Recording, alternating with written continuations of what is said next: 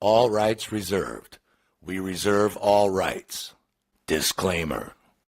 This is not, I'm not preaching, see? I'm not saying this is what you ought to do. I'm simply pointing out a state of affairs that is so. There's no moralism in this whatsoever. It's simply pointing out, like, if you put your hand into the fire, you'll get burned. You can get burned if you want to. It's okay.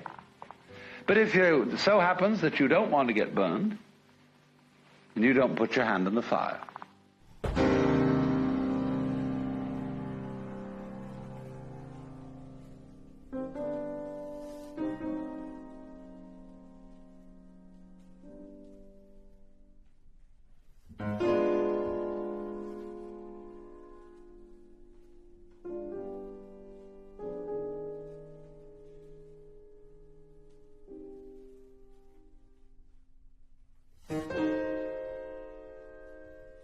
We have been lied to.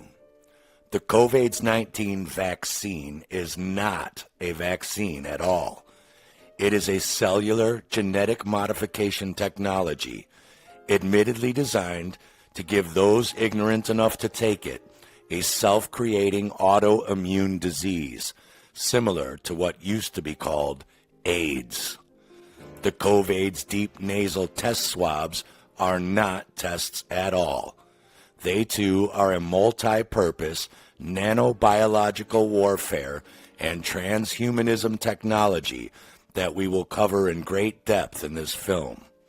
Lastly, the number of deaths, irreversible adverse reactions, and biological damage already caused by the first round of COVID's jabs are exponentially greater than you have been told, and will go down as the greatest medical fraud and eugenics-driven democide and genocide in recorded history.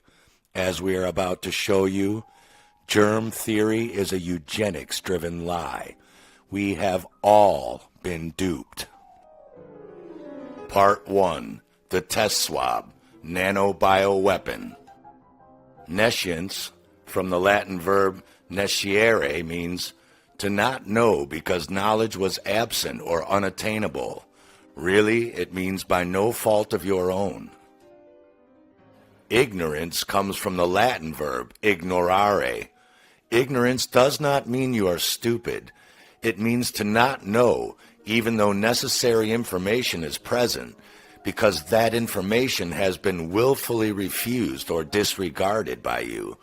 Meaning you have the information highway in that phone in your pocket, and yet you still willingly let someone stick deep and twirl something into your blood-brain barrier without bothering to use that pocket device to research if that action is harmful or beneficial to you. Nescience is not your fault. Ignorance is your fault. So let's start paying attention. This is important information. This rice-sized microchipping propaganda is old-school conspiracy theory rhetoric to throw you off from researching where technology is really at today. We are now in the era of nanodust, nanoparticles, smart dust, and the fusing of technology and human biology, known as synthetic biology. The UK.gov website sums this up like this. The fourth industrial revolution is of a scale, speed, and complexity that is unprecedented. It is characterized by a fusion of technologies such as artificial intelligence, human gene editing, and advanced robotics that is, quote, blurring the line between the physical, digital, and biological worlds, unquote. Hitachi makes a nanochip that is only 1/7 of 1 millimeter squared in size. It has GPS capability, sometimes called smart dust, as they can be sprayed on us, absorbed in the sweat pores of the skin, taken in foods, drinks, injected, and also inserted through the nasal passage with a cotton swab. They have a 2-axis magnetic sensor to track direction. Remember that magnetism. An accelerometer to track speed, light intensity sensor, humidity sensor, pressure sensor, even a temperature sensor, and can transmit wireless to the smart grid Internet of Things and the cloud, literally hooking up its human biological host to the smart grid tracking system, like a walking, breathing smartphone. Johns Hopkins University received $870 million from the Gates Foundation and has developed a version of smart dust called a TheraGripper. There are dozens of them on this swab, inspired by a parasitic worm that digs its sharp teeth into the host's intestines or blood-brain barrier, can latch onto intestinal mucosa and release drugs, poisons, or even smart dust into the human body. Let's get one thing perfectly clear here. The word virus comes from the Latin virus, meaning poison, poisonous fluid, poisonous. We might also call this a foreign toxin or toxic substance. An antigen is a foreign, non-self substance that includes toxins, meaning poisons, bacteria, foreign blood cells, any substance as a toxin or enzyme. In other words, an antigen is a virus, a foreign poison that has no business being in your body's interstitial fluids. What kind of ignorance and ludicrous Dark Ages insanity does it take to believe that injecting 72 foreign antigens, meaning toxins, meaning poisons, meaning viruses, into your body is the best way to protect your body from just one foreign antigen, meaning toxin, meaning poison, meaning virus? Why would your body not be able to handle just one poison unless you poisoned it with that one plus 71 other poisons as well? But I digress. Back to the tests.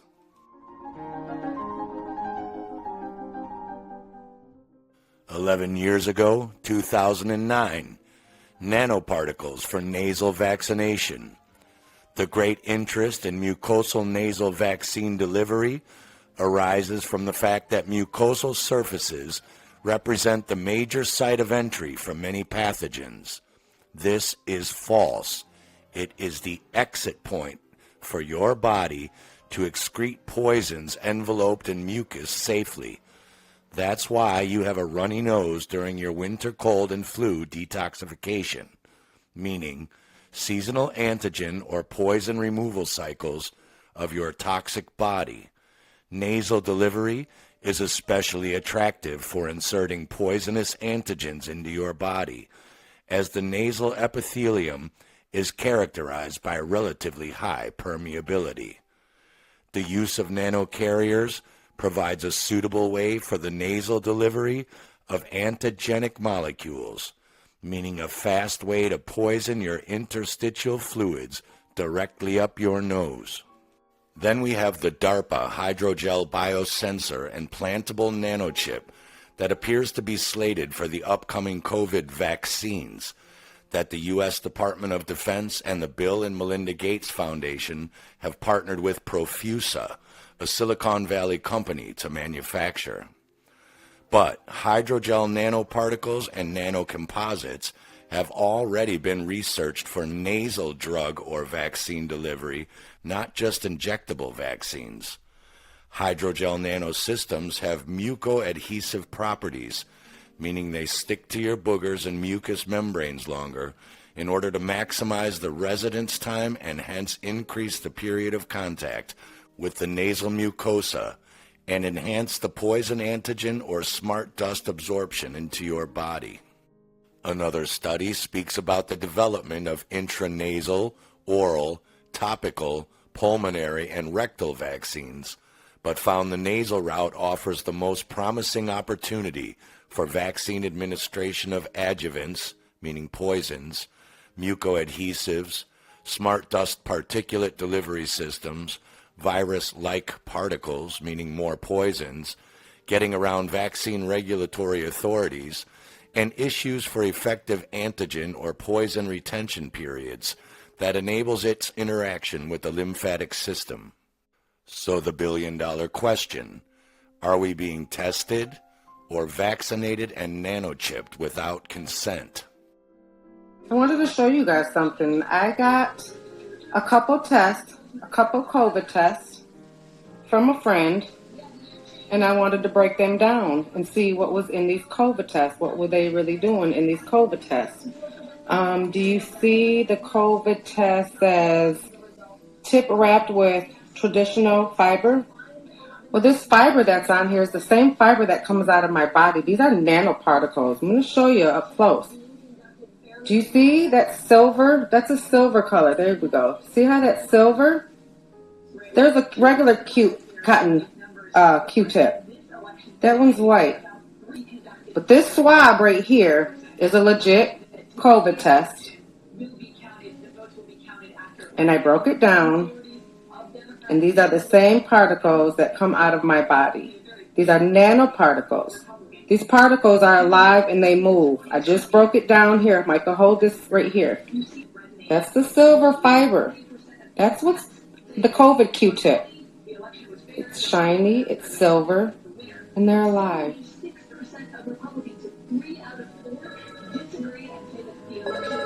Do you see that, people? Do you see them silver particles? That's all this. That's this. Right here. They don't even want to let go. See, that's not cotton. This is cotton. This is the COVID. This is a regular Q-tip. See, the regular Q-tip, it's not shiny at all. It's white. Put it next to that. You see the difference in material? One's shiny, one's cotton. This is cotton. Them are your nanoparticles. These are all the silver strings. You guys better leave them damn tests alone. That's what you better do. Because they're not doing chipping. Absolutely not.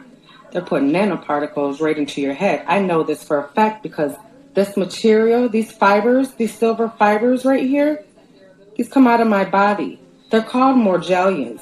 If you don't know what morgellons are, go look at what morgellons are. Dr. Casey has taken numerous fiber samples and says they're unlike anything she's ever seen. They are not textile. They are not any known substance. Dr. Casey was amazed by the mysterious fiber on Brian's hand and decided to have it tested. She tugs on it, but the fiber holds firm. Finally, it comes loose. We took the whole plug of skin with it. Dr. Casey and her colleague, Dr. Randy Wymore, take the samples to Tulsa's crime lab. Morgellons fibers are not any known textile, cotton or rayon or nylon, not any of those. What's more, the fibers don't burn when exposed to high heat. Have you ever done a fiber that didn't vaporize completely other than the Morgellons fiber? No. Many in the medical community are nonetheless skeptical, but people who say they have Morgellons are desperate. These are silver fibers. It's not cotton. This is what the COVID Q-tip test is. You see that one down there alive? They do their own thing. Look, he's trying to grab it. He's mad. See him? This is what they put in the head. This is their COVID test. They're putting this shit right in the brain. Close to the brain. He's mad. Look. See him? He's getting mad. So you guys think I'm lying? I'm showing you live. Look at him getting mad. He ain't even breathing on it, and it's fucking moving. Oh, he got mad. You see him, Micah? Mm-hmm. Holy shit, they really are alive. Look at how they're fighting each Look other. at this one. Look. Oh, they got a link. Now let me see if I can impose them. This is the COVID test. Oh, hell It no. just wrapped This around is that other one. wild. This is so wild, y'all. I can't believe y'all let these people put these Q-tips in your guys' head.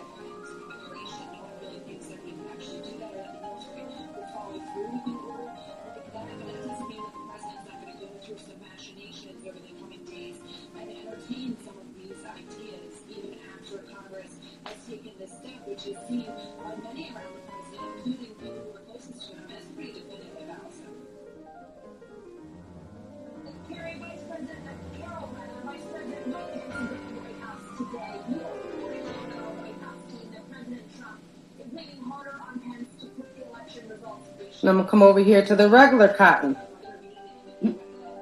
Nothing. There's the proof. Regular cotton don't do a damn thing. It's not fighting, it's not moving. I'm putting it by, it's not doing absolutely nothing. Nothing. Nothing. But these jokers right here, Pleases his boss and not getting on Trump's wrong side, but also trying to keep his own reputation intact while Hold it above this one. future political See, that one rose up to my finger, watch. president in 2024. yeah, they get mad. The same shit. This is nanoparticles, more jillions. This is the COVID test. This is what the COVID test is. But he's still trying to come after me. You don't get on somewhere? Whether alive or nanomachines and nanosmart dust with magnetic properties, cotton swabs are not magnetically attracted to each other. On a COVID's thread, we find this alarming claim by someone whose name I have redacted, alleging, went to do a COVID test and they handed me the swab and I took off with it. When I got home and examined it, I found this holographic optical chip on the end of the swab. I ran a Pixie scan on it, and sure enough, I detected TC, technetium, element 43, a radioactive transition metal with bioinfiltrator properties, including mind control and DNA direct manipulation. Holy f. This is the holographic optical chip he claims to have found. Then, a conversation ensues between people with real names I've redacted, claiming, wow, just as I suspected, found in a swab test kit. It is a pyrophosphate ion with TC99M, which adheres to calcium deposits. Calcium is known to be liquefied in 5G frequencies. Isotopes of technetium-99M, it binds chemically to many biologically active molecules. These properties make it suitable for many medical radioactive isotope reactions. When TC99M is combined with a tin compound, it binds to red blood cells and can therefore be used to map circulatory system disorders. And then there is a link to microscopic nanotechnology polymer fibers. Do you believe that this mRNA vaccine is going to genetically modify? Yes, it will. The mRNA will actually take a piece of your DNA out. It will replace it with a synthetic one and a synthetic piece. And they can do it anywhere they want in your whole DNA mechanism. So, who knows what they're going to modify about you. But that also makes you patentable. That's right. They can own you. And let me tell you, they've already started the vaccinations. They've already started them. They started them a long time ago because the test vaccinates you. So I have the article right here in front of me, and here's what it says. Yes, they can vaccinate us through the nasal test swabs and target the brain. Now, here's the thing. As a doctor, I said, this is crazy because, you see, you're wearing a mask to cover now they would hate it. They would not allow you into a store if you just wear a mask over your nose. You've got to wear it over your mouth because supposedly the COVID-19 is in your saliva.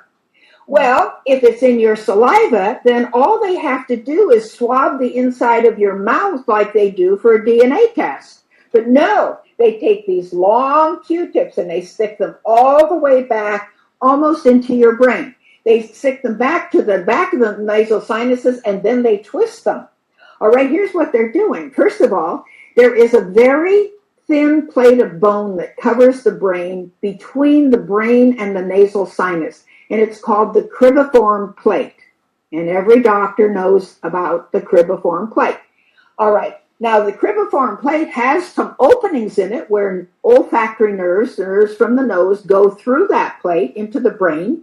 And bone, this kind of bone in the cribriform plate is porous anyway. So substances can go through it. So when they take that swab and they put it back there and twist it, what they're doing is depositing things back there. This, you can't see this, but this shows that they have nanoparticles that are actually on the ends of the Q-tips that they're putting in there that can get into your brain. They can be hooked up to the cloud. So they are already vaccinating you with the test. With the test. This is the beginning. So when you go to get tested, you are actually being vaccinated and implanted with nanoparticles. But what does our surgeon, Dr. Day, mean by hooked up to the cloud? Many different transhumanism patents had already been filed years before the COVID pandemic was ever heard of, for governments, banks, and corporations to hook their humans and animals up directly to the Internet of Things through the upcoming 5G and 6G smart grids and smart cities in order to track, monitor, and control all resources on the planet. The 2012 and 2015 AT&T U.S. Patent 101-630-55B2 was for routing policies for biological hosts, products to provide interfaces between intra-host networks and inter-host nanosmart dust networks within biological hosts, utilizing neuro-regional translations performed to route communications to and from the biological hosts.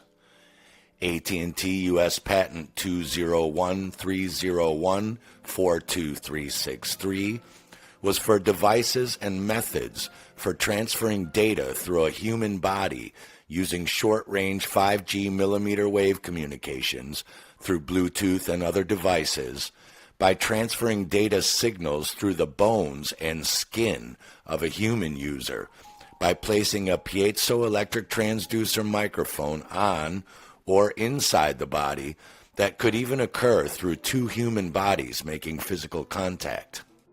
We also have the now infamous Microsoft patent US 1613818 from March 2020 and its world patent W02020-060606-666 for a digital cryptocurrency system using body activity data.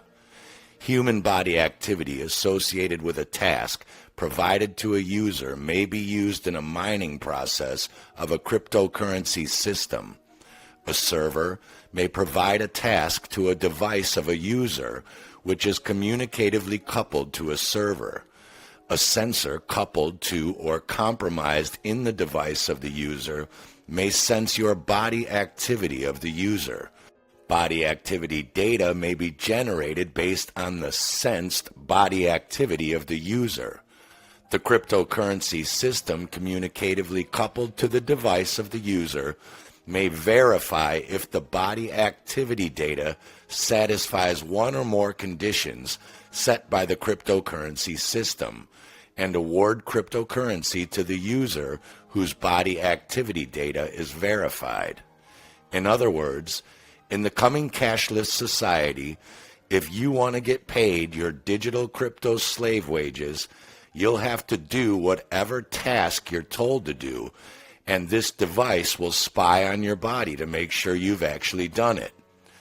But how will this sensor hooked up to the user's device possibly know what your physical body has or hasn't done? If you've been paying attention at all to this film, you've already figured this out. It will communicate directly with the nanosmart dust chips that have already been inserted into your brain and body through the deep nasal COVID's test swab.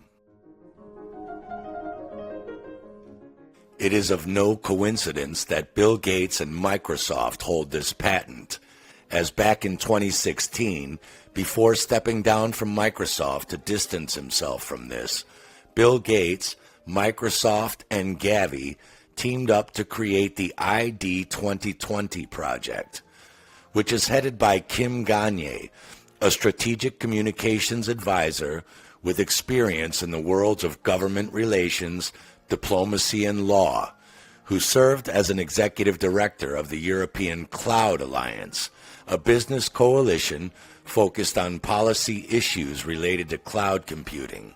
As Dr. Day said, Kim Gagne comes from Microsoft corporate senior policy and management positions in Europe, the Middle East, Africa, and Asia, and was a Foreign Service officer with the U.S. Department of State, or as Benito Mussolini said, fascism is the merger of corporate and government power. ID 2020's goal is based on the United Nations member states' adopted Agenda 21 and Agenda 2030 Sustainable Development Goals, including their commitment to provide legal digital identity for all people on Earth, including birth registration by 2030.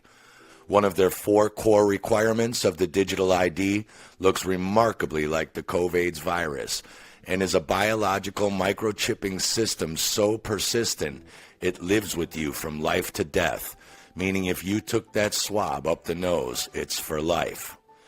In ID 2020's Emerging Technologies section, we find that new technologies, including blockchain, when used in conjunction with long-proven technologies such as biometrics, now make it possible for all people to have access to a safe, verifiable, and persistent form of identity.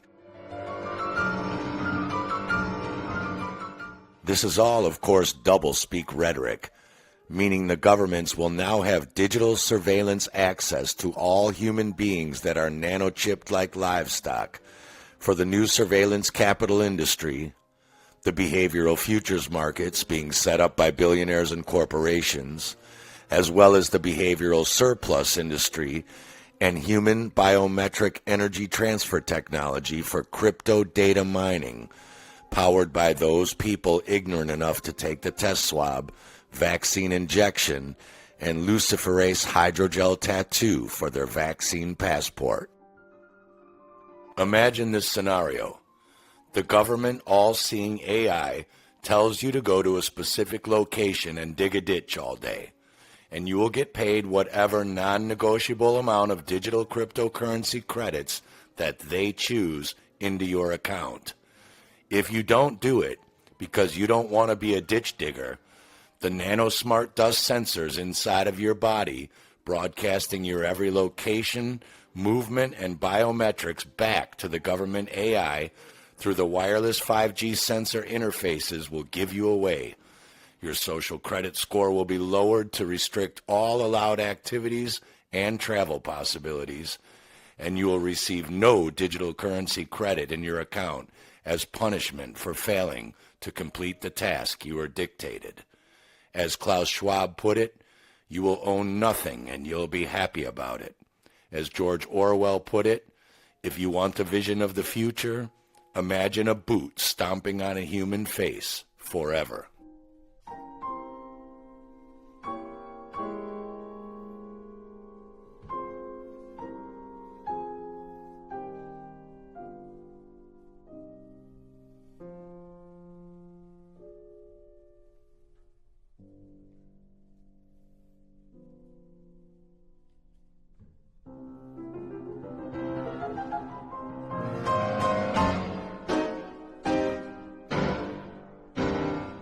Aside from all of that good family fun, a 2018 article in Science Daily stated new research by scientists shows that when cellular barriers are exposed to metal nanoparticles, cellular messengers are released that may cause damage to the DNA of developing brain cells, meaning brain damage, during their interactions with cell membranes and the internalization into cells, altering key signaling pathways and processes, which brings us to Part 2, the mRNA vaccine, anaphylaxis, and AIDS. Rocco, let's make sure we're clear on something.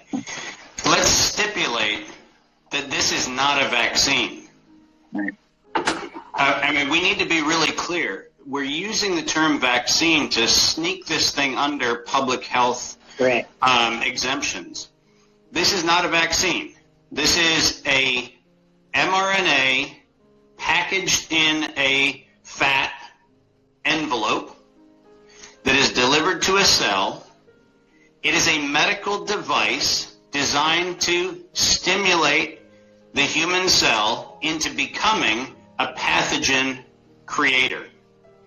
It is not a vaccine. Vaccines actually are a legally defined term, and they're a legally defined term under public health law. They're a legally defined term under CDC and FDA standards, and a vaccine specifically has to stimulate both an immunity within the person receiving it, but it also has to disrupt transmission.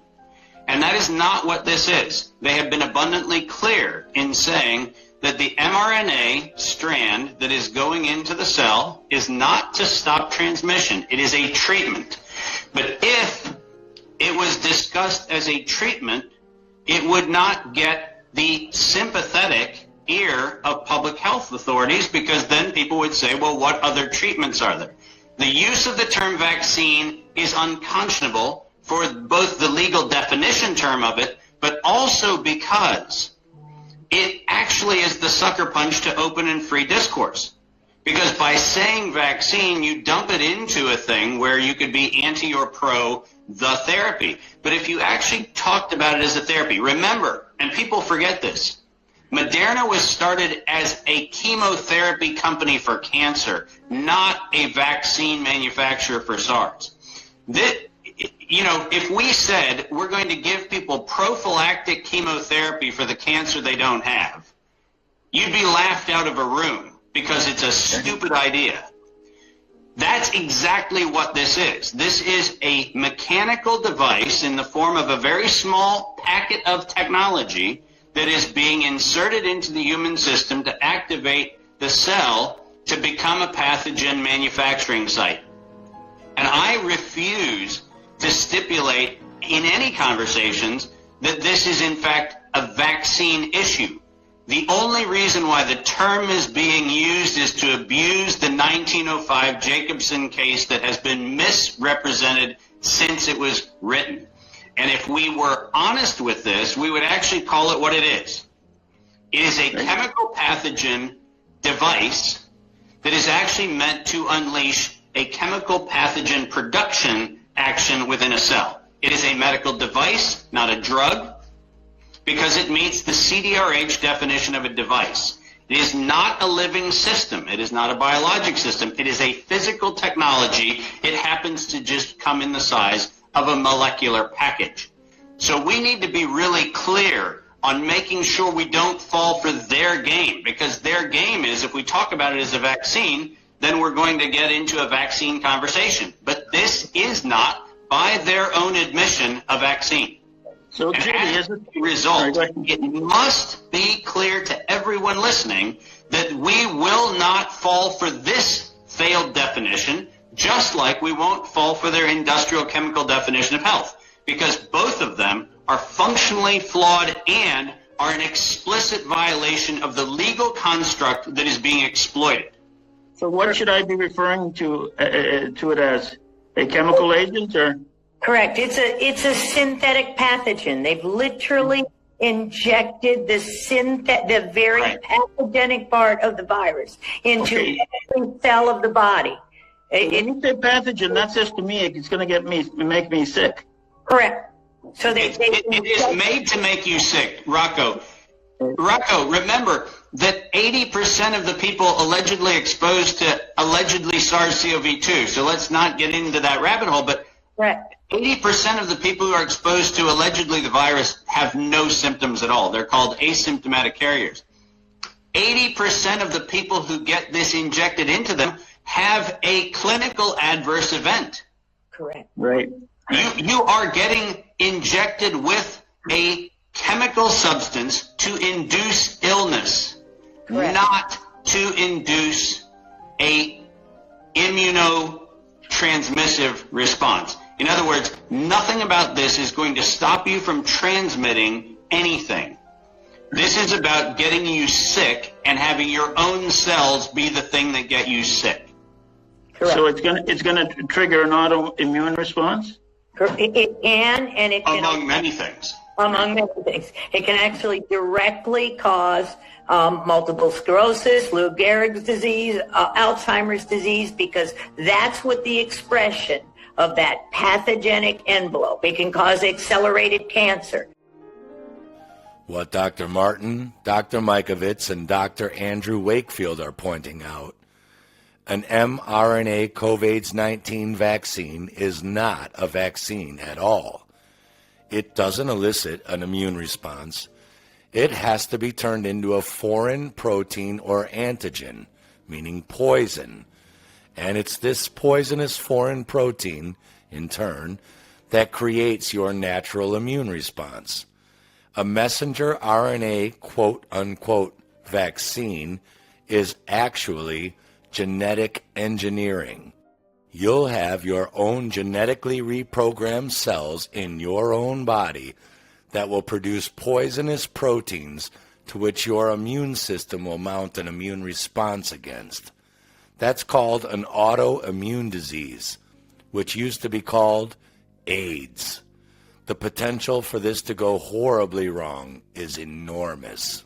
At the end of this film, we'll show you the alarmingly high cases of death, paralysis, tachycardia, pruritus, delirium, hyperpyrexia, and anaphylactic shock from these new mRNA injections that are being hidden from you by the media.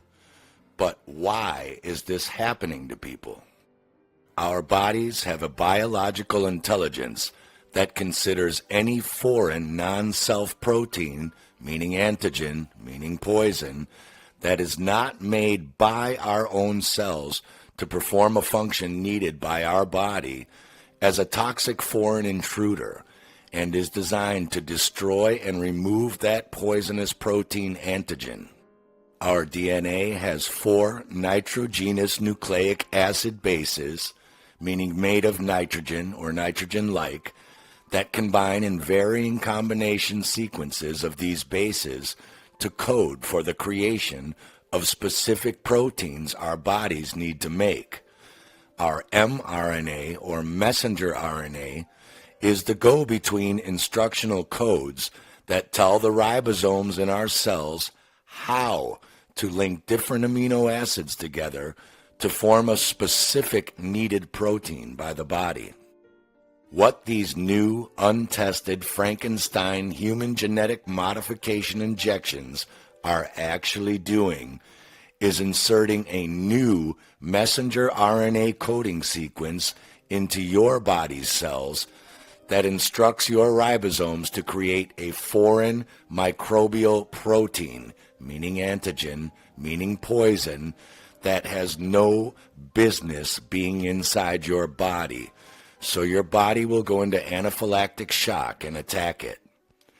If you are wondering why people are dropping dead or getting severely sick, go pet an angry rattlesnake or king cobra and see how your body reacts after venomous foreign protein antigens enter into your bloodstream. Only now, your own cells are programmed to constantly inject venom into your interstitial fluids. And that's how people get the only way people can get swine flu is if they've taken animal, the pig tissue, grown it in a solvent, toxic environment, and then these swine cells create a virus to break itself down. Okay. Now let's. You can inject it into a human, and then you will find those actual swine tissue in there. It's just you have a waste product, and now the body has to clean that waste product out of the body, and it's going to be very alarmed because you've got foreign tissue in there injected into the body. Okay. That's why Guillain-Barré disease. That's why anaphylactic shock occurs when you inject people with foreign debris, foreign tissue. It goes into shock. It can even die from the shock of foreign tissue being injected into you. Okay. The COVID's mRNA vaccine is designed to give you an autoimmune disease, which is caused due to different alterations in the immune system, which are triggered by the exposure to various exogenous and endogenous antigens or poisons.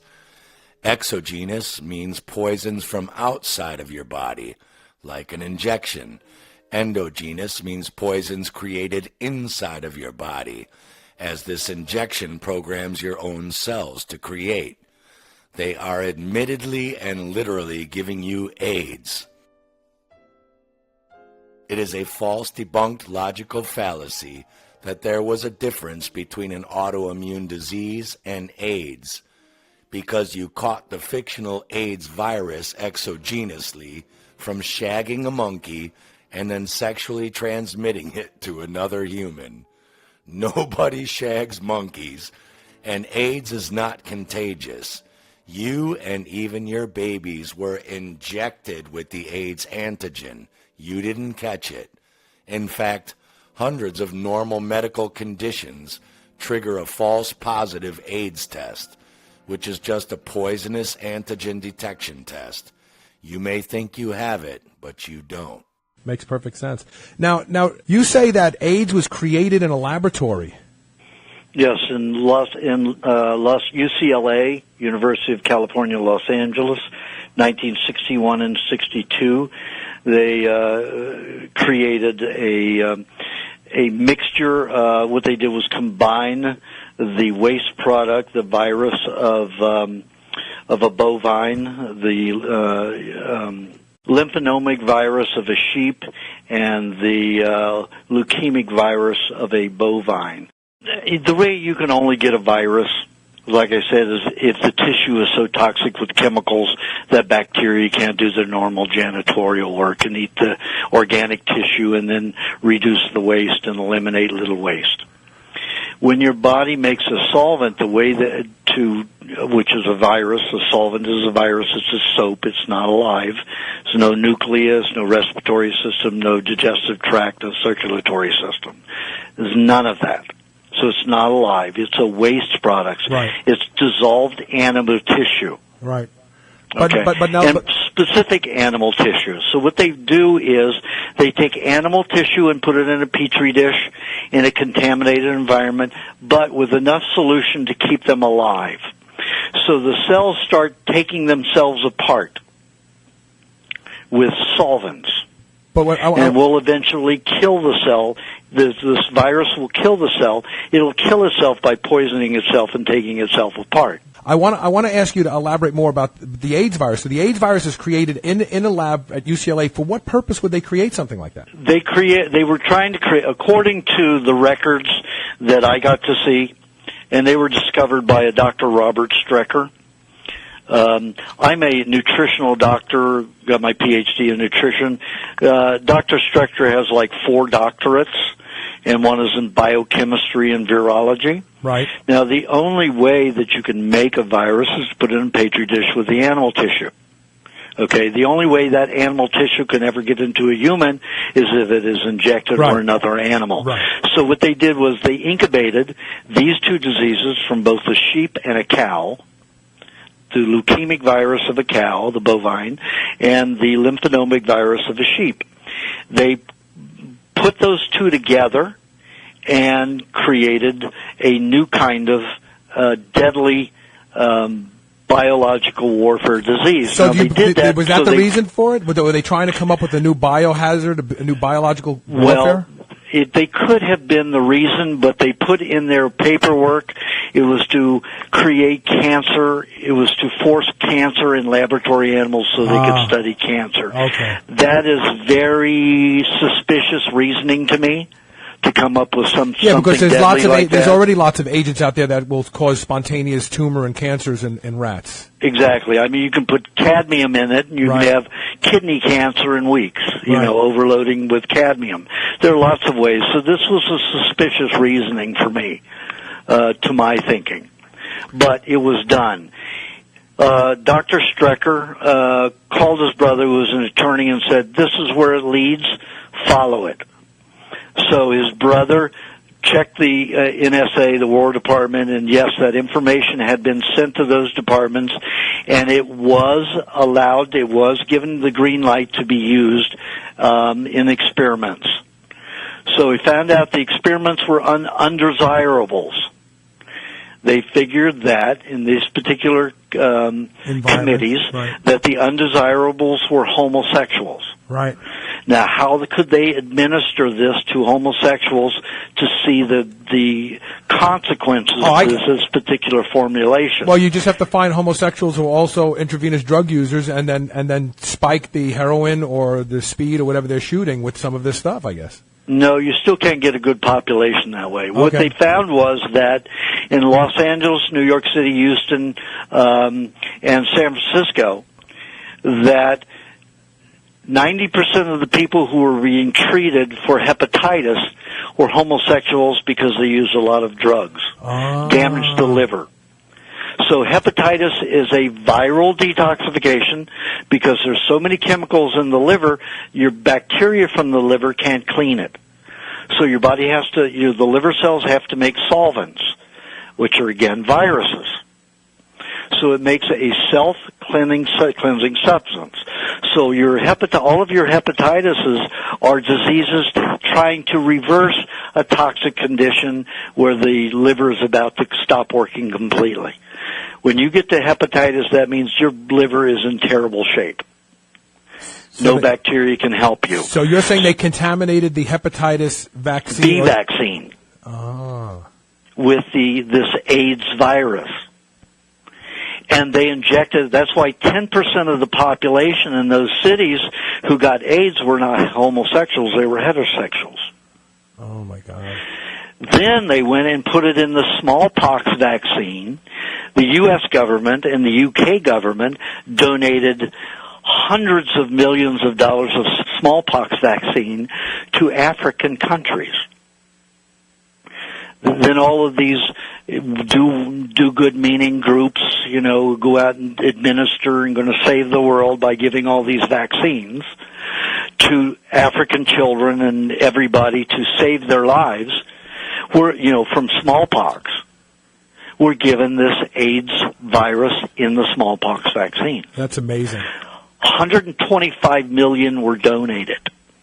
How many cases of AIDS were propped up in Africa within a year? I don't know that number, but I remember it was like half the population. 95 million. Right. 75 million people died.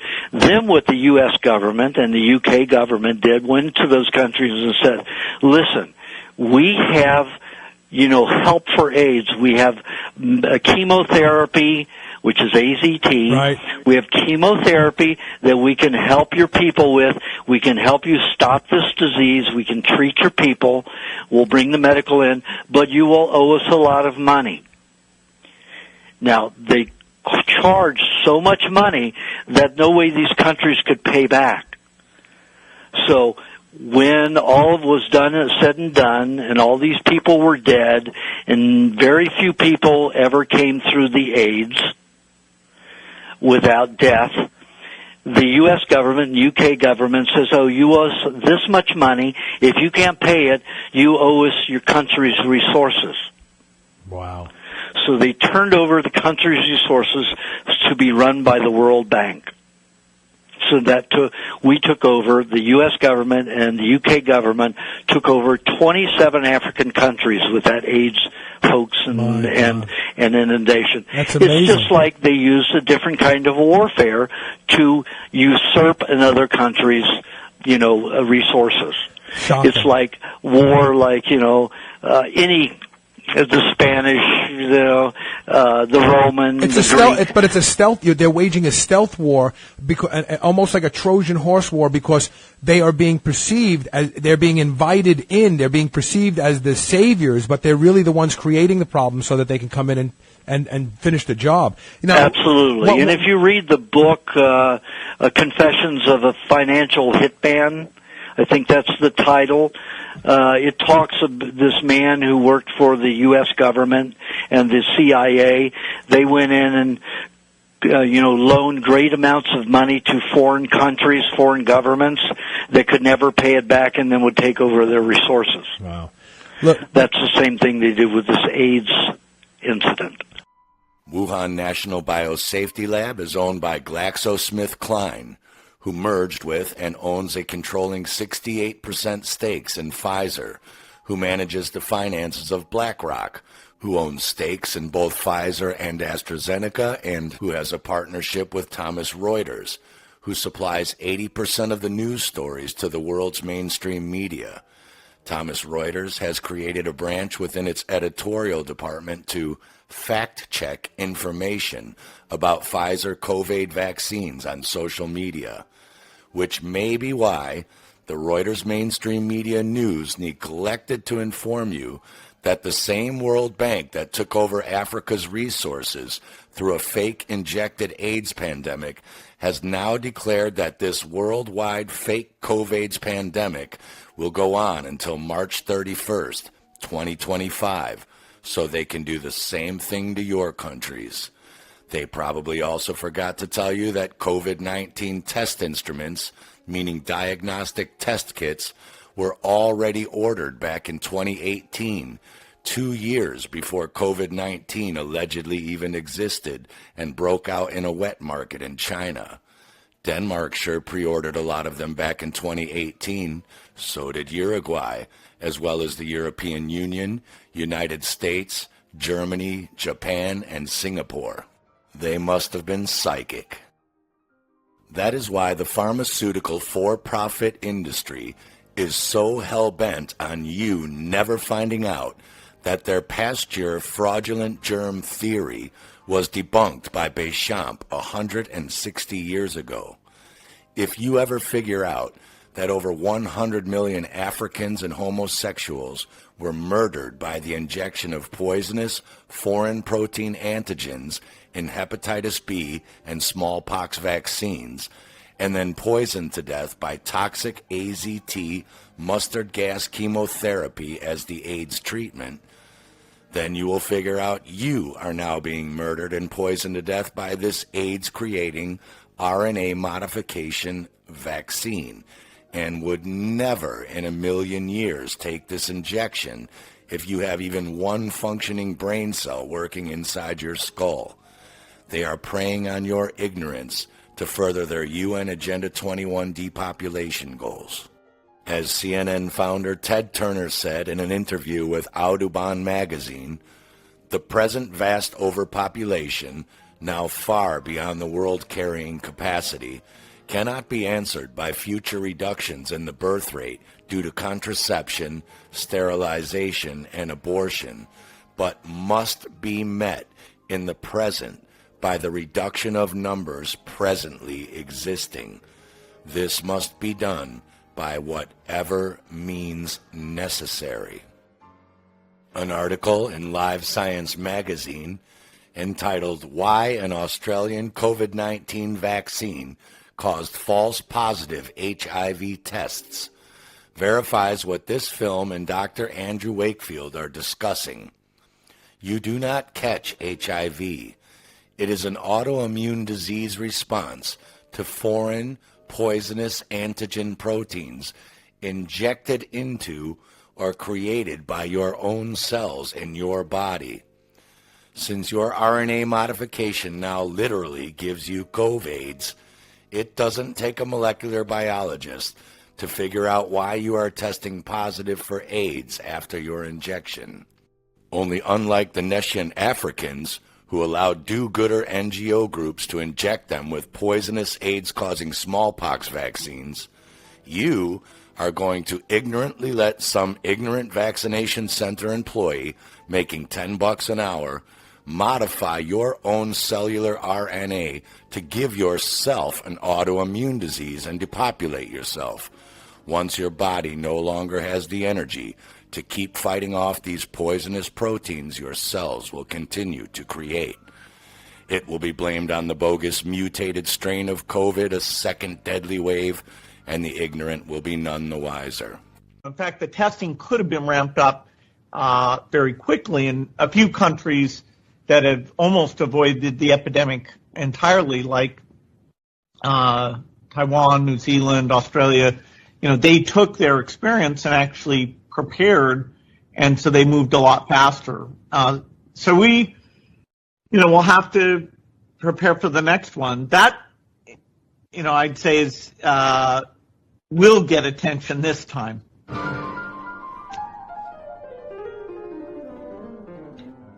If this sounds like conspiracy theory to you, it probably did to the Africans and homosexuals too, but that didn't stop 100 million of them from being murdered nonetheless.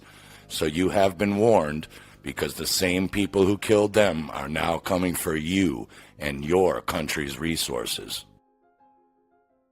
As you've probably already heard, COVID's vaccines must be kept in special suitcases and stored at minus 70 degrees Celsius or minus 94 degrees Fahrenheit, which is colder than Antarctica. Dr. Evenhouse points out that this is because this is not a vaccine. It is a transcription and transfection agent kept alive so it can infect your cells and transfer genetic material. This is genetic manipulation of humans on a massive scale. He says, shut it down. What you probably haven't heard is that this exact same technology was utilized in SIT projects to sterilize male mosquito populations who would then mate with females and sterilize them in order to wipe out entire mosquito populations. They too use transgenic technology in which genes not already present in the mosquitoes are added and manipulated, and also symbiont-based technologies in which another species, such as bacterium, is introduced to the host mosquitoes, just as the COVID mRNA vaccine is injecting into your arm to serve as instructions for your body to make foreign microbial protein poisons. The UK government website states it is unknown whether COVID-19 mRNA vaccine has an impact on fertility, as it is unknown whether the mRNA is excreted in human milk, but a risk to the newborns and infants cannot be excluded, so the vaccine should not be taken by the mother during breastfeeding. And since there are no limited amount of data from the use of the COVID-19 mRNA vaccine and animal reproductive toxicity studies have not been completed, it is not recommended during pregnancy, and for women of childbearing age, pregnancy should be excluded before vaccination and should be advised to avoid pregnancy for at least 2 months after their second dose. We'll show you all of the next day miscarriages already happening in Part 3. Dr. Michael Yeadon, who was the Pfizer Vice President and Chief Scientist for Allergy and Respiratory, claims that the COVID vaccine is female sterilization because it contains a spike protein called syncytin-1, vital for the formation of human placenta in women. If the vaccine works so that we form an immune response against that spike protein, we are training the female body to attack syncytin, which could lead to infertility in women of an unspecified duration. Dr. Yeadon also warns that the mRNA vaccines from at least Pfizer contain PEG, and that 70% of people develop antibodies against that substance, but that means 30% of people, or 2.3 billion people out of the 7.8 billion people they want vaccinated, can develop allergic, potentially fatal reactions to the vaccination, as we'll show you in Part 3, is indeed happening. Sir John Irving Bell is a Canadian immunologist and geneticist, former president of the Academy of Medical Sciences, holds the Regius Chair of Medicine at the University of Oxford, is chairman of the Office for Strategic Coordination of Health, and was selected to the Vaccine Task Force around July 2020. But then don't forget, these vaccines are unlikely to completely sterilize a population. They're very likely to have an effect which works in a percentage, say 60 or 70%, These vaccines are unlikely to completely sterilize a population. They're very likely to have an effect which works in a percentage, say 60 or 70%. We'll have to look quite carefully, and the regulators will have to look quite carefully to make sure that it's done what we need it to do before it gets approved. I'm sure he just meant herd immunity. Still, these are strange choices of biotech companies, some of whom have never made vaccines before now. And that is because, as we've been pointing out in this film, this is not a vaccine.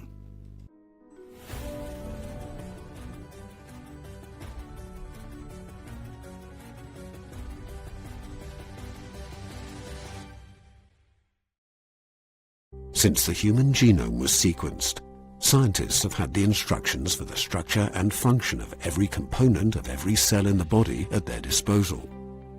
Occasionally, within these instructions, errors or changes to gene sequences can arise which may cause disease. But investigators have lacked a practical and precise way to edit gene sequences to treat and potentially cure disease. That is, until now.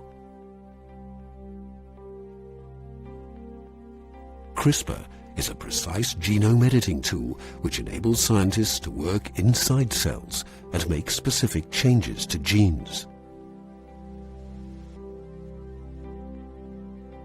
It is a two-part system comprising a single guide RNA which directs the Cas9 nuclease to cause a double-stranded break in the matching DNA sequence. When Cas9 cuts the DNA, it triggers the cell's natural repair enzymes to fix these breaks. It's during this process that the target gene can be modified by adding to, disrupting, or changing its genetic information. Or instead of rewriting the gene sequence itself, different types of CRISPR can be used upstream to switch genes on or off.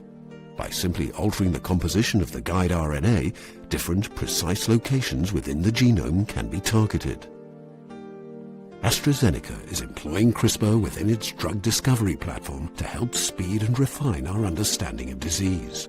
By changing the activity of a gene in a biological pathway and examining the impact of this change, we will discover novel therapeutic targets. Precise control over the genome enables us to accurately model human disease in cell lines in weeks rather than months, and these models are used to screen compounds to find new, safer medicines. Ultimately, CRISPR will help us to reach parts of the genome that traditional medicines cannot, and may enable us to alter the genetic code to correct genetic errors and cure disease. Together with our in-house CRISPR team and with our world-renowned academic partners, AstraZeneca is pioneering technology to genetically edit the way to better treatments for patients.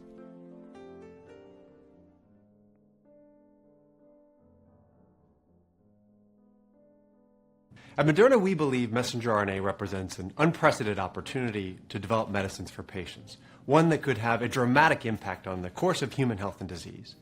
In order to understand why we believe that, we have to pull back and ask a very fundamental question, which is, what is life and how might messenger RNA impact it? Now, life is really just the flow of information in a biological system. The ebbs and flows of that information dictate health and disease.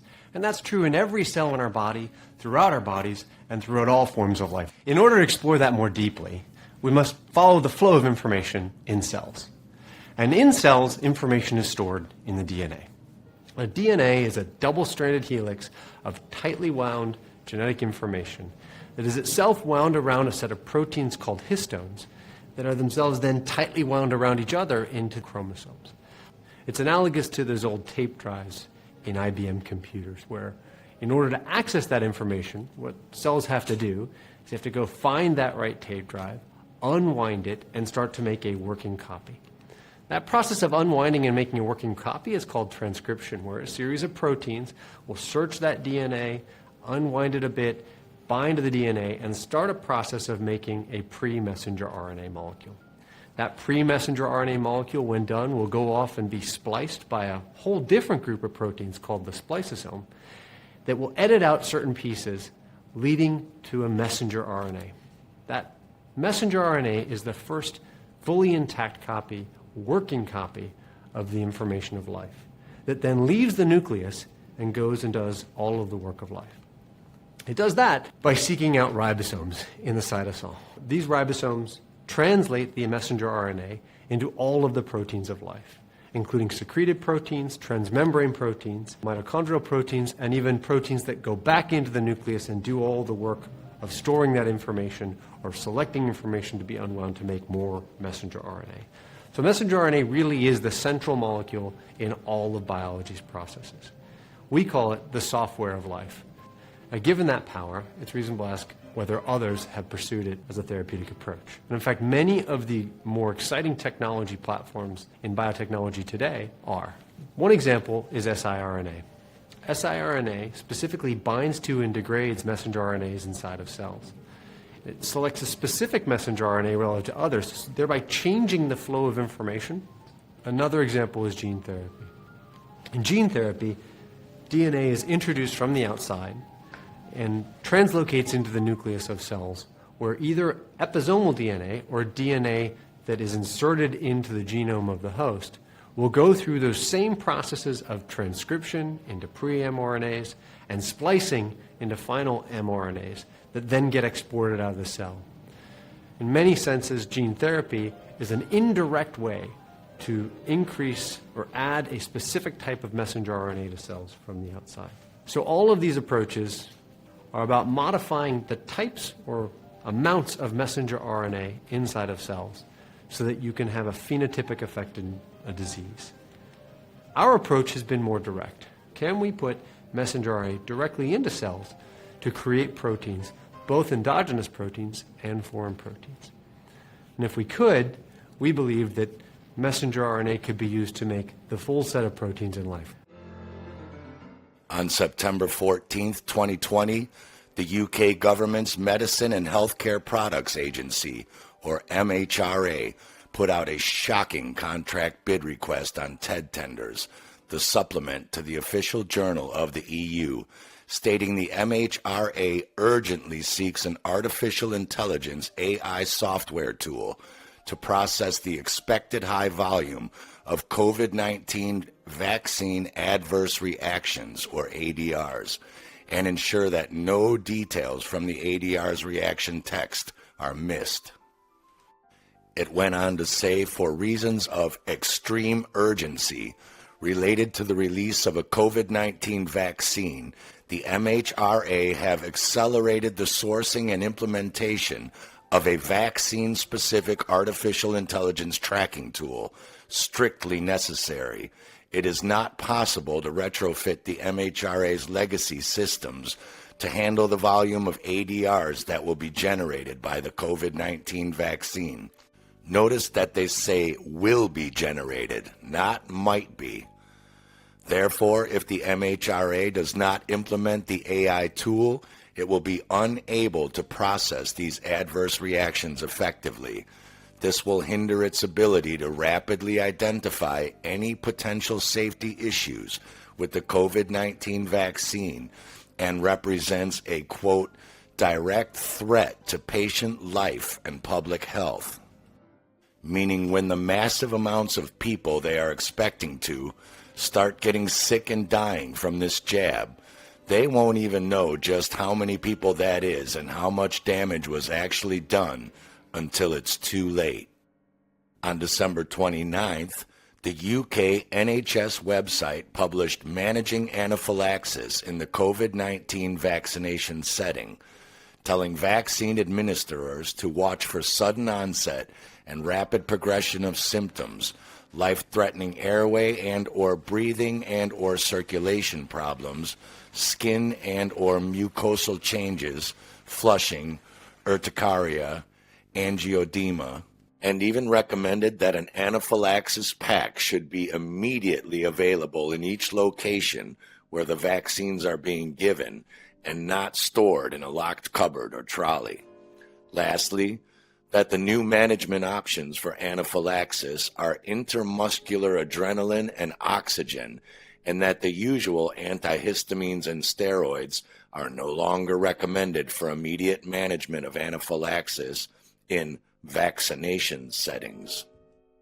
Of course, Charles Richet won a Nobel Prize way back in 1913 for his research and discoveries on the actual cause of anaphylaxis, that when a non-self toxin, toxalbumin, or foreign protein is injected into the bloodstream, and then that same toxin or protein is injected again later, the body has been rendered hypersensitive to that poison or foreign protein instead of being protected.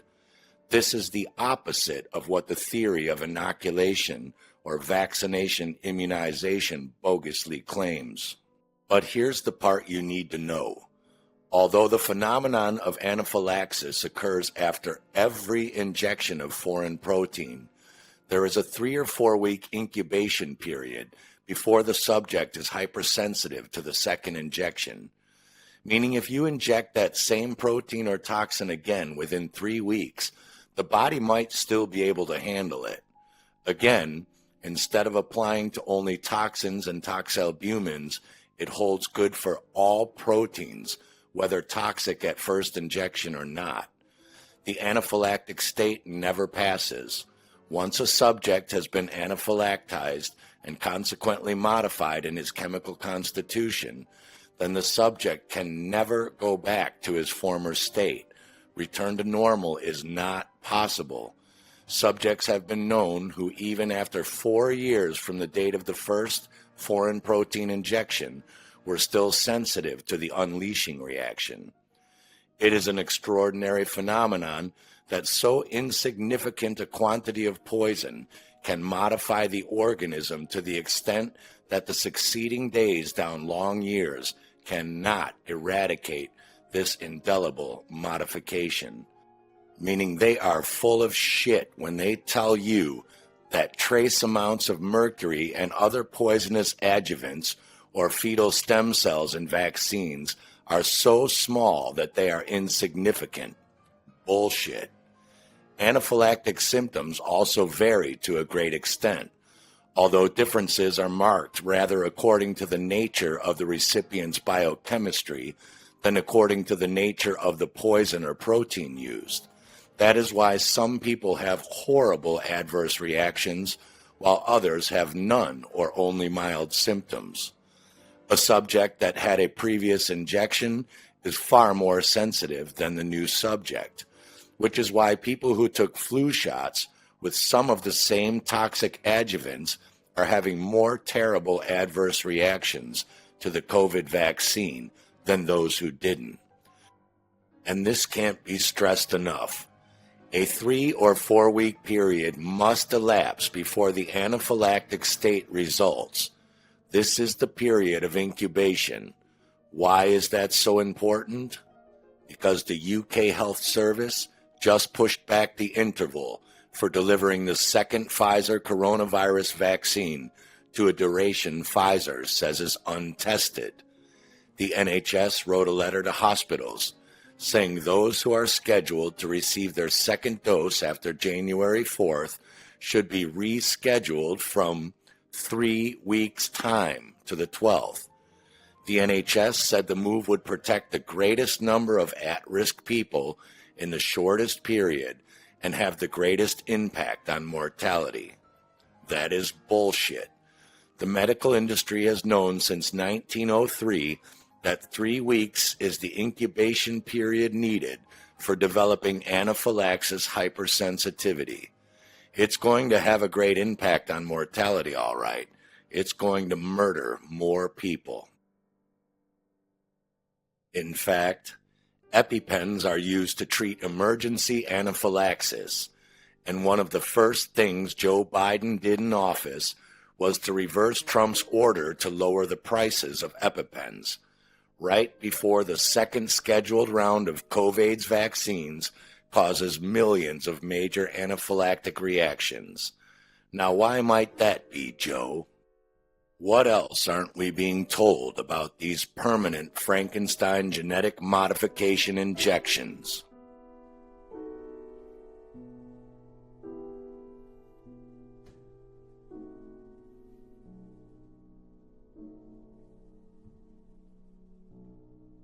Part 3. severe adverse reactions, and death. Last year, the WHO, CDC, and national health agencies worldwide told us the average age of death from the alleged COVID virus was 82 years old, which just happens to be the average life expectancy for all humans, and that 94% of those deaths were sick elderly people already dying of 2.6 other terminal illnesses. So the world was locked down and economies shattered to protect our vulnerable and elderly.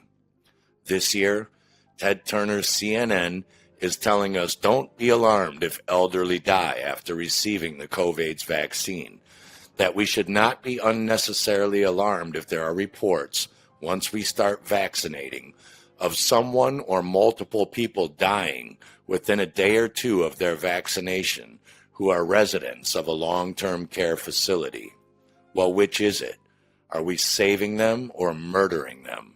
Let's ask the 24 dead in a New York nursing home, or the 26 dead in Gibraltar, 33 dead in Norway, 5 dead in Denmark, 55 dead reported on VAERS in just 2 weeks.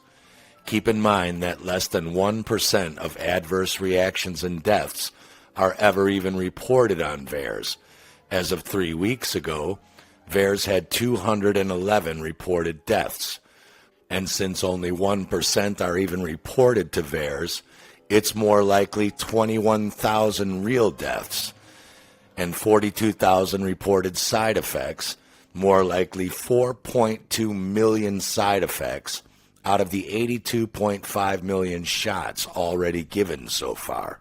This woman's father-in-law died just 3 days after his first dose of the Pfizer vaccine. 6 died in the Pfizer vaccine trial. Kara's grandmother took the vaccine December 28th and died January 1st. She was doing just fine before the vaccine. 1 died at a nursing home 45 minutes after the shot. An Ohio woman's mother died a few days after.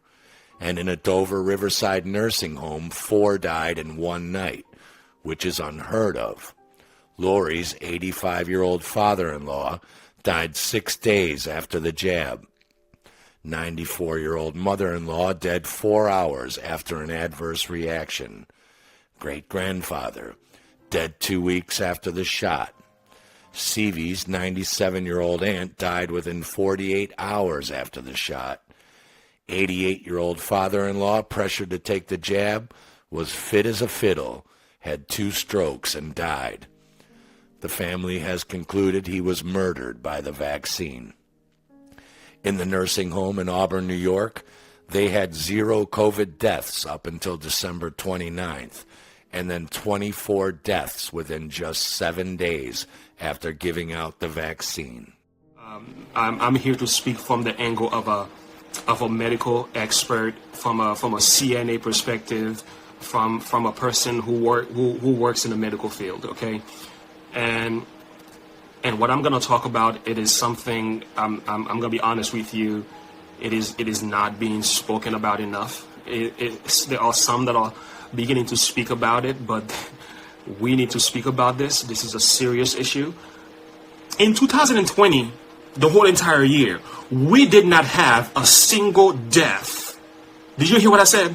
A single death from any of our residents who had COVID-19. As a matter of fact, we only had about 5 people. How many I said? 5 people at the most who was infected with COVID-19. 0 death for the entire year of 2020. Just about 5 cases at the most. All of them survived. December 2020, right around the time of the 22nd and so on, I can get you the exact date if you want that, the vaccine was administered to our patients and also to some of our staff members. Get this, friends. We are in January 18, 2021. 2 weeks after these people received the vaccine, particularly the Pfizer BioNTech vaccine, I am seeing this pattern of not just side effects, to the point where we had people who were once walking who are no longer walking. People who were once talking who could no longer talk. People who were once able to think could no longer think properly. Delirium, confused. The expert says that the vaccine do not have the COVID-19 in it. I understand. Okay. It's supposed to be a stimulus, right? A stimulus that's supposed to help your immune system to fight against the virus if you were to confront it. That's the purpose of this vaccine, right?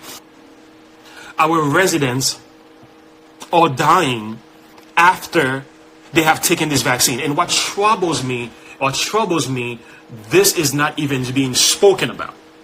What bothers my heart is that it's almost like, don't talk about this. Just keep quiet. This. You go to the year of 2020, 0 death, and I can speak the same for many, many nursing homes. 0 death. You go to the whole entire year. Not a single person passed away. We are in 2021. We are in the middle of the month. Where I work right now, over 14 patients have already died. They are dropping like flies. But hang on. The CDC data says the alleged COVID survival rate for people over age 69 is over 99%, meaning less than 1 in 100 people die. In order to have 14 die in his nursing home, he would have to have at least 1,400 residents there, despite the average sized nursing home being 120 beds and the largest being 744 beds, with all 1,400 of them allegedly sick and infected. Yet he said only 5 were sick and none died the entire year of 2020. And it's not just the elderly who are dying. A resident COVID vaccination clinic worker died within 12 hours of her shot. Her co-worker is being directed not to report to VAERS by her corporate management. Now, why might that be? Christy lost a nurse friend in Roanoke, Virginia, who got the shot, then called Christy to say she fainted afterwards, went to the hospital, and died. Diane's friend's sister's 34-week-old baby passed away 48 hours after the shot. 2 pregnant women got these poisonous injections to protect their babies. Both have miscarried after the first dose. It would appear Dr. Yeadon was not joking around. A Connecticut medical worker's friend died less than 8 hours after her COVID's vaccination. An ER nurse proudly rolled up her sleeve December 20th and died December 26th with a heart issue. An Israeli man died of a heart attack hours after his COVID's vaccine. Pro-vaccine doctor Gregory Michael died of a hemorrhage stroke in a matter of minutes, just a few weeks after his vaccine. Cecilia's cousin's daughter-in-law got the shot because she worked at the hospital, began having trouble breathing, and died less than a week later, leaving behind 3 children and a husband. A 40-year-old man in great shape died 2 days after getting the vaccine. His lifelong friend maintains, "You are completely out of your mind if you let them stick you."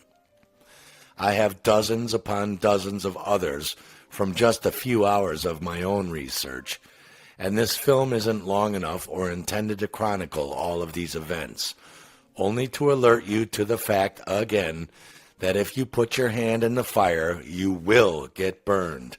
You can get burned if you want to. That's perfectly okay. The world could definitely use more parking spaces, just so long as you know what's coming to you. A recent video has surfaced from a FedEx warehouse employee showing hundreds of stacked pallets full of tens of thousands of cadaver body bags being shipped out nonstop. Coincidence? Mr. Gates certainly didn't seem to think so.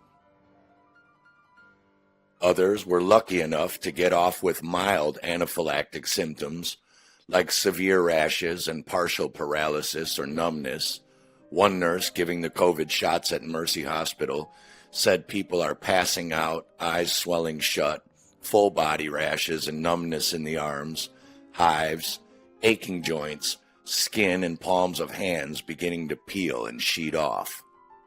Dr. Cynthia Foster tells us about a physician's assistant at a New York hospital who took the jab and was given Steven Johnson syndrome. It makes all the skin on your body peel off and makes you go blind.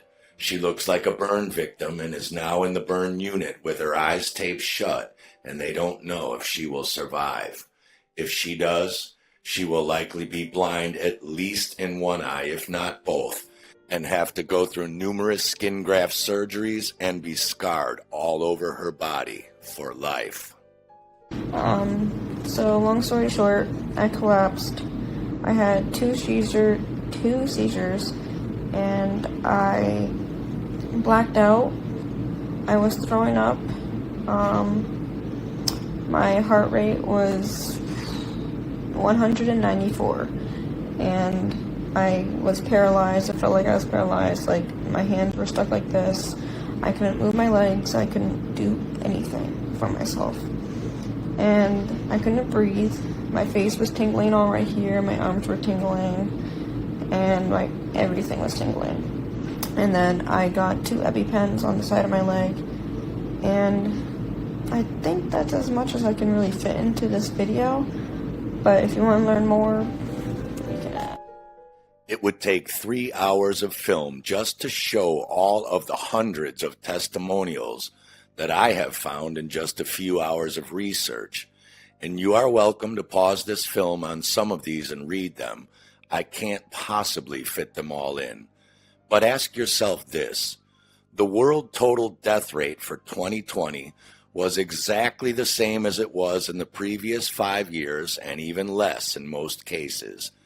Yet the media and governments have told us there is some brand new deadly disease killing millions, which should mean the mortality rate should be millions higher than the previous years, not less, while simultaneously telling us that the seasonal flu, which kills millions worldwide each year, has miraculously disappeared completely for the first time in history.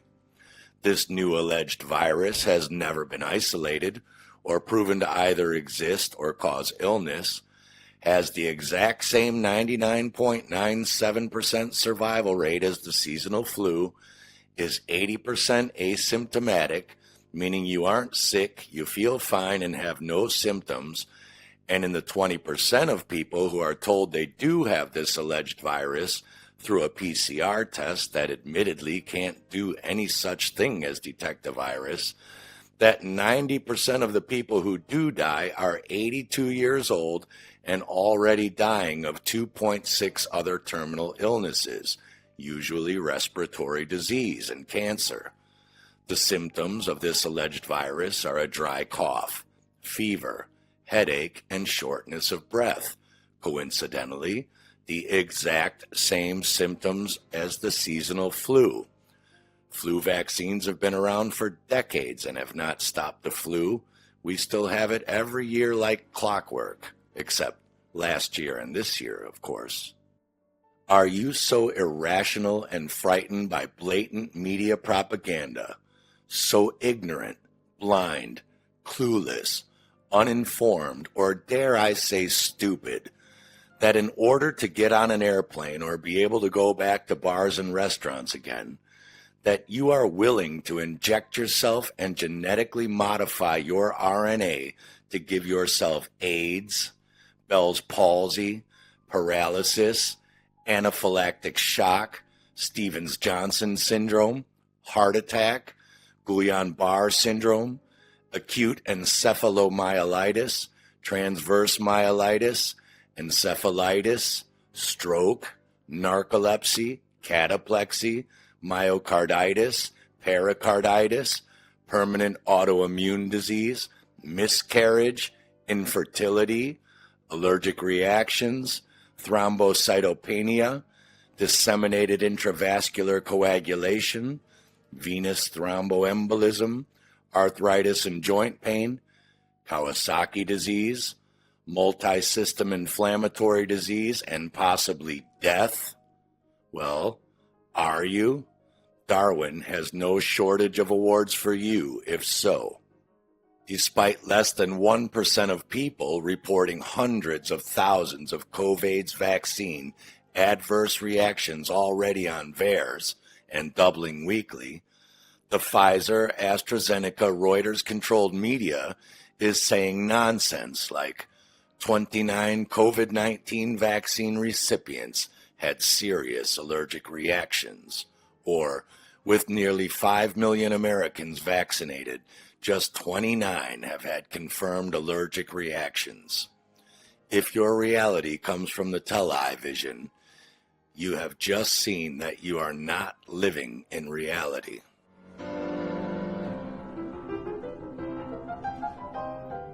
Of course, we have people like Stanley Johnson, author of Life Without Birth, who wrote, "If the number of new births cannot be reduced, the number of deaths each year must increase until the next growth of the world's population is cut down to a more manageable number. This business of an increase in the death rate is not, of course, attractive. The recipes, meaning man-made, include thermonuclear war, global famine, plague, meaning injected virus pandemic, and a newly discovered horror called eco-catastrophe, or climate change. You might know his son, Boris Johnson, the current UK Tory Prime Minister, whose own website still boasts a self-penned October 2007 article called Global Population Control, about which he told The Telegraph that same month the world's population is now 6.7 billion, roughly double what it was when I was born. If I live to be in my mid-80s, then it will have trebled. I simply cannot understand why no one discusses this impending calamity, and why no statesmen have the guts to treat the issue with the seriousness it deserves." Now, of course, the same statesman who wants depopulation suddenly wants everyone to roll up their sleeve and take a jab to save lives, to stop as much of the plague depopulation as possible. What a guy, but Daddy wouldn't approve.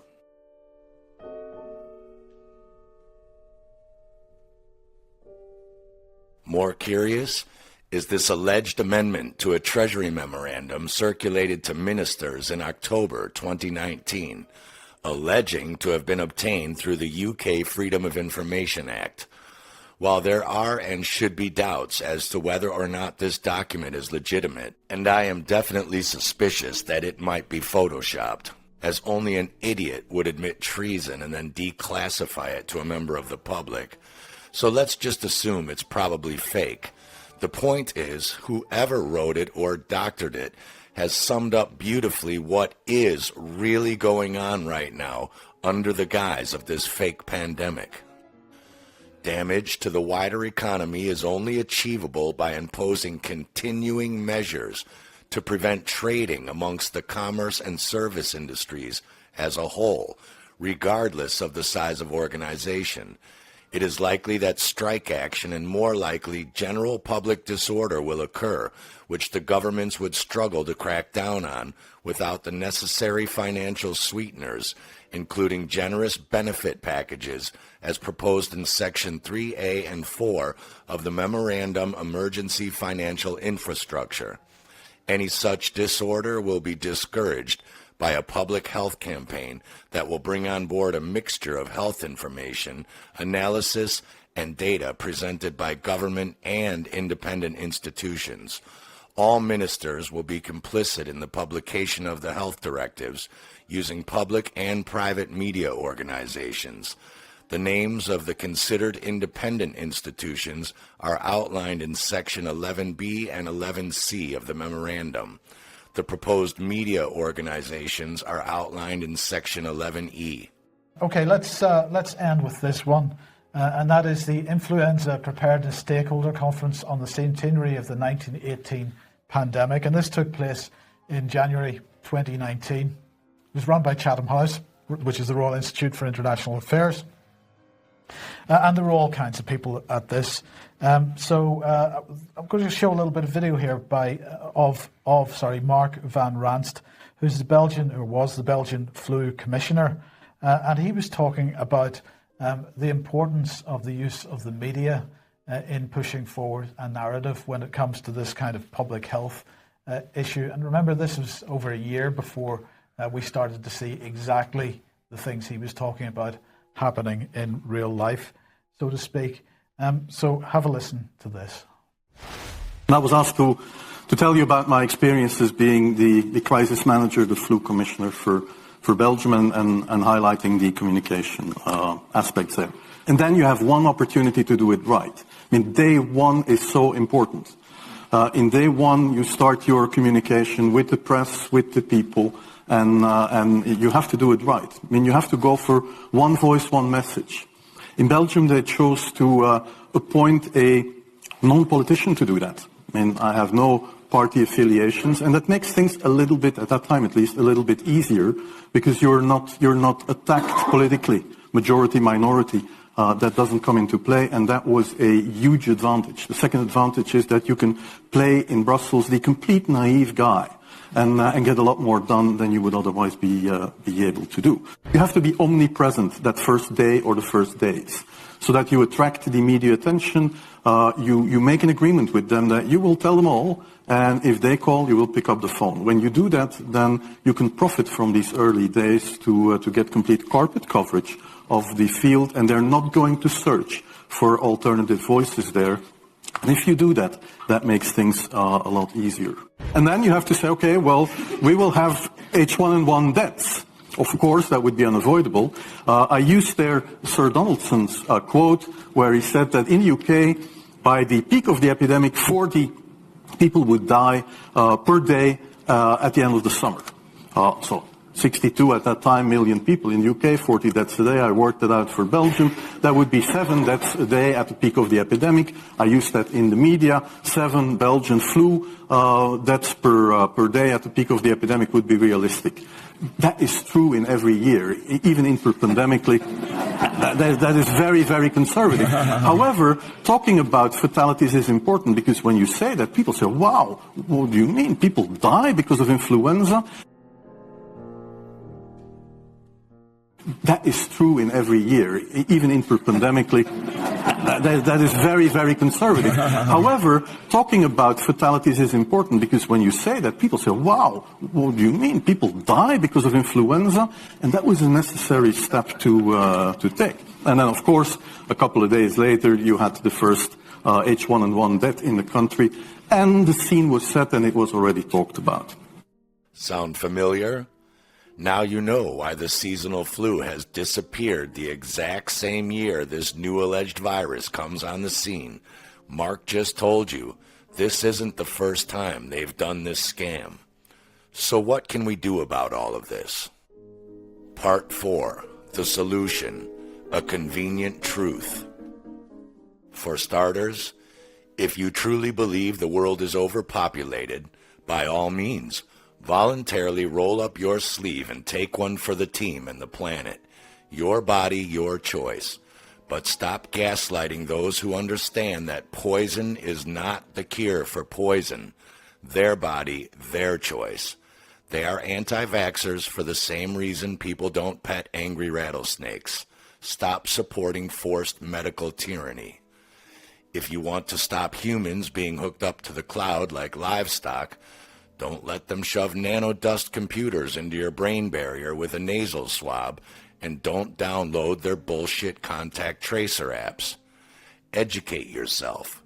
The UN Agenda 21 depopulation agenda cannot be successfully carried out once the people of the world are no longer ignorant of these truths. Germ theory is still a theory and not a fact after 230 years, because viruses have never to this day been isolated, proven to exist, or proven to be the cause of any illness. All of the major diseases have been attributed to a combination of acidic blood pH due to mental stress releasing fight or flight hormones and a deficiency in cellular tissue salts and vitamins.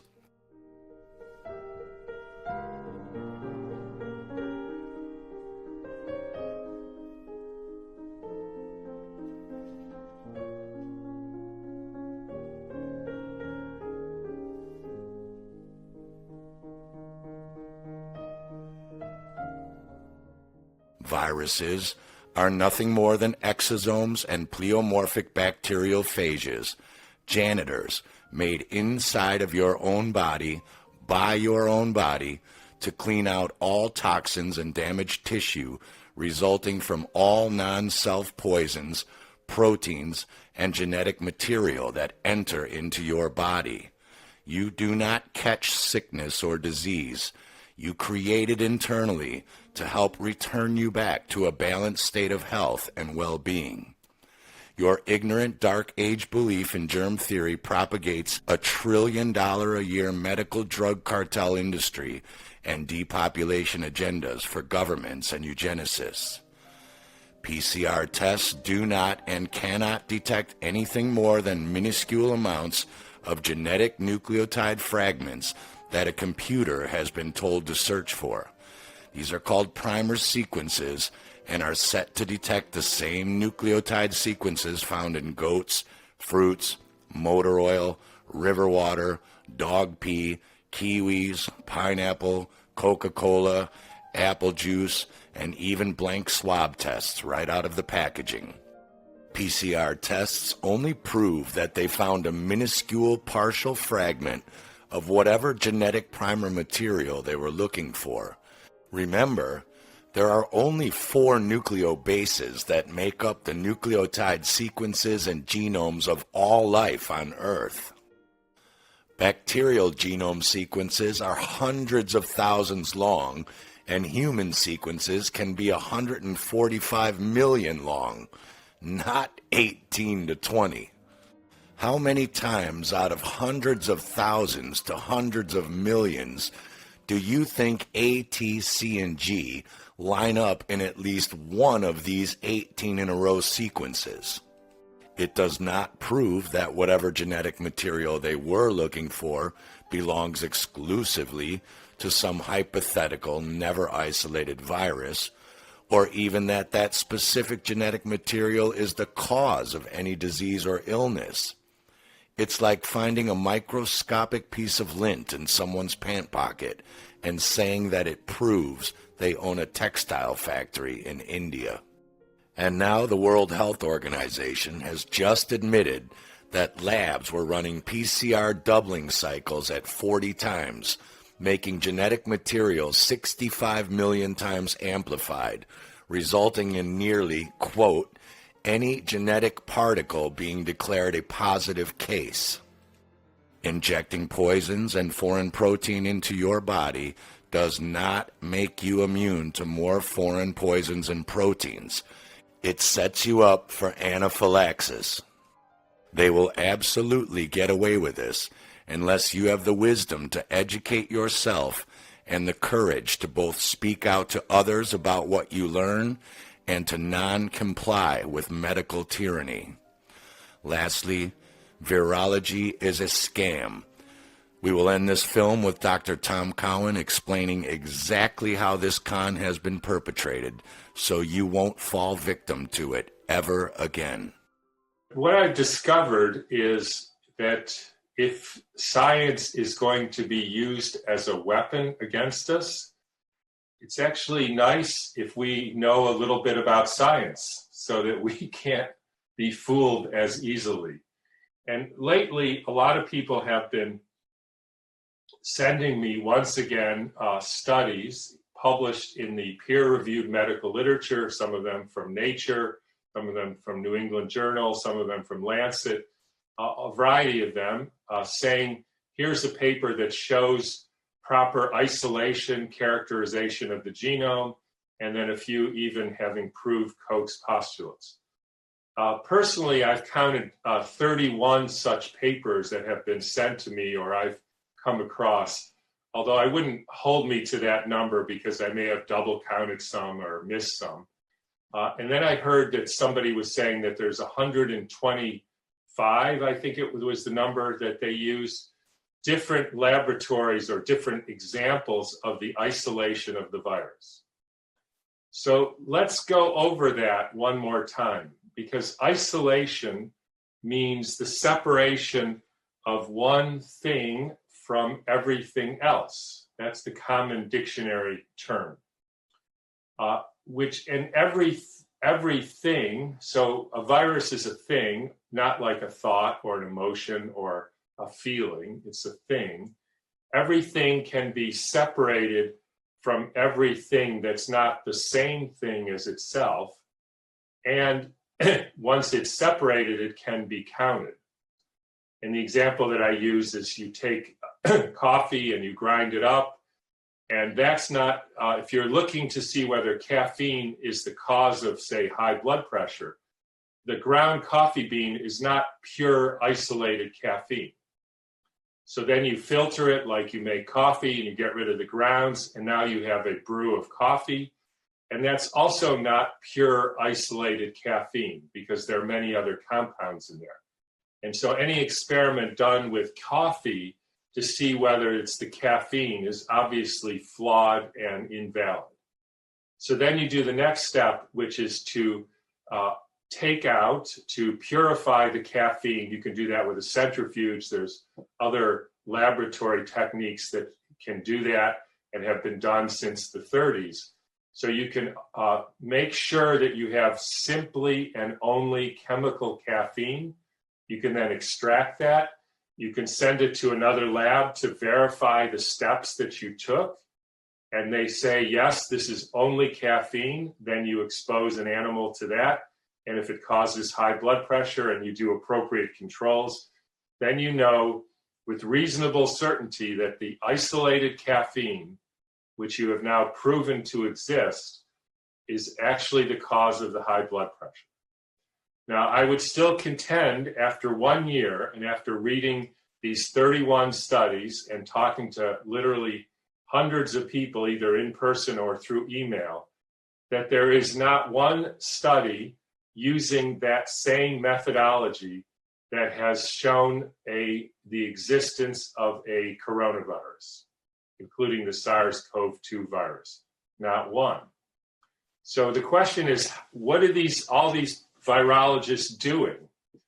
Because the other thing about the caffeine example is most of us, in fact, I think all of us would agree that if you made coffee, in other words, ground the coffee beans, filtered it, and then mixed that in a vat of tea and yerba mate and chocolate and a bunch of other caffeine-containing chemicals or substances, you would then, from then on, never be able to know that the caffeine that you're looking for came from the coffee beans, because all these other substances have the same exact chemical in them.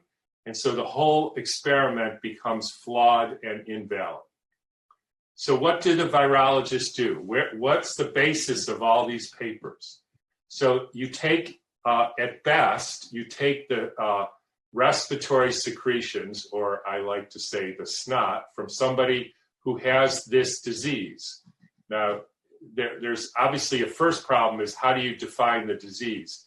But let's forget about that for a minute and say, let's just assume there is something called COVID-19, which is a specific disease entity. So you take a person or 10 people or 500 people, and then you do the same thing with the coffee. You grind it up, and that just helps you extract things better. And then you put it through a filter paper, and then you have unpurified supernatant, it's called, which is liquid stuff with a whole lot of genetic material and possibly viruses, because the mesh or size of the pores caught the cells and the bacteria and the fungus and all the other things. So you get rid of that part. But that's obviously not isolated or purified. Now, interesting, what they do then is they stop the purification process then, and then they inoculate that unpurified, unisolated mess onto usually vero cells, which is basically monkey kidney tissue. Now, the problem there is that's exactly equivalent to putting the coffee into a vat with chocolate and tea, because it turns out that there is only one kind of DNA or RNA. I mean, there's many different varieties, but it's all made of the same thing. And so the monkey kidney tissue has exactly the kind of genetic material as does this so-called virus. Now, again, as I've said over and over again, the inoculation of this unpurified stuff doesn't actually break down the kidney tissue. So they have to help it by starving, which is called minimal nutrient medium. And then they poison it by nephrotoxic, in other words, kidney toxic antibiotics like gentamicin and amphotericin. So this then causes the disintegration or so-called lysis or breakdown of the kidney tissue into numerous particles and vesicles and essentially debris. Now, at that point, you have no idea where any of this genetic material came from. They then do PCR tests, which have never been standardized against having found a virus in the first place. So they have no idea whether any of these segments are unique to anything because they've never isolated and pulled out the genome in the first place. And so you could ask, so where do they get the genome? They get the genome because they take some of these segments, they find that they attach to certain pieces in this brew, and then they put those segments into a computer, and it makes what they call an in silico genome. In silico is a fancy word for theoretical, which is essentially a synonym for the word imaginary, which is essentially a synonym for the word make-believe. So, and they standardize this in silico genome against the first SARS virus, which was made in exactly the same way with an in silico, i.e. imaginary genome of an imaginary virus. So then they say, this is now what the new definition of isolation means. We find these pieces of genetic material in this brew that contains, first of all, unpurified snot, and then broken down tissue that contains the exact same kind of sequences and genetic material as does the virus, because it's never been proven that there's anything unique about any of the sequences. In fact, as I pointed out, when a friend did a BLAST search, which is a search of the essentially genetic database, he found that the one of the primer sequences called the spike protein, it matches 93 human sequences and 91 sequences from other microbes and fungus and other organisms. So there's nothing unique about this. They're simply testing for pieces of genetic material, having no idea the origin of this genetic material. So as far as I know, and I know this, I think, as well as anybody could know it, there is not one study out there, there has never been with this virus or many other viruses, that has properly isolated the virus, properly sequenced the virus. And if you can't properly isolate it, you cannot say that a sequence of it comes only from that virus. And if you've never isolated it, just like you could never say that it's only the caffeine that causes high blood pressure unless and until you've isolated the caffeine, you can never prove that the virus is the cause of this disease. Isolation is the key, and no matter how many people say they've isolated, no matter how many people criticize me and us for saying it, I still contend that there is simply no evidence that this kind of isolation has ever happened with this or with many other of the viruses that we are told cause disease. And again, I hope that that's very clear and everybody really understands this, because to me, that right there is the key to the kingdom.